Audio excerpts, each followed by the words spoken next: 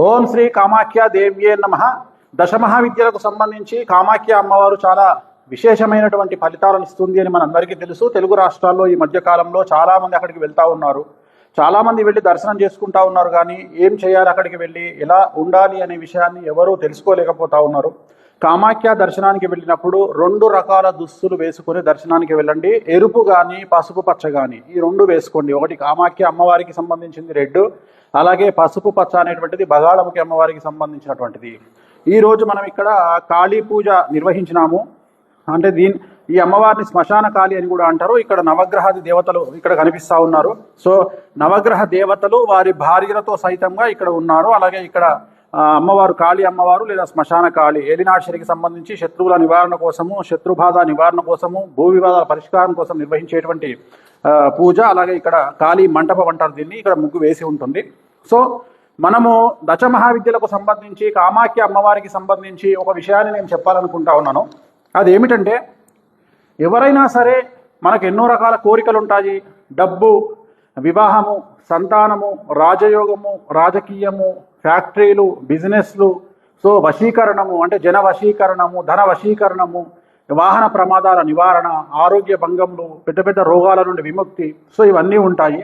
ఒక్కొక్క దేవత ఒక్కొక్క ప్రామాణికమైనటువంటి ఫలితాన్ని ఇస్తుంది. దశమహావిద్యల్లో రాజశ్యామల అమ్మవారు డబ్బును, రాజయోగాన్ని ఇస్తే, కాళీ అమ్మవారు శనికి నివారణ ఇస్తుంది, తారా అమ్మవారు గురుదోష నివారణకు సంబంధించి అలాగే వశీకరణానికి సంబంధించి ఇస్తుంది, బగాళముఖి శత్రువుల బాధ నివారణ ఇస్తుంది, భువనేశ్వరి దేవి అంటే వాకుకు సంబంధించి ఇస్తుంది, పొలిటీషియన్కు సంబంధించి ఇస్తుంది, అలాగే ధూమావతి అంటే మనకు ఉన్నటువంటి అలవాట్లను దూరం చేసుకోవడానికి పనికి వస్తుంది.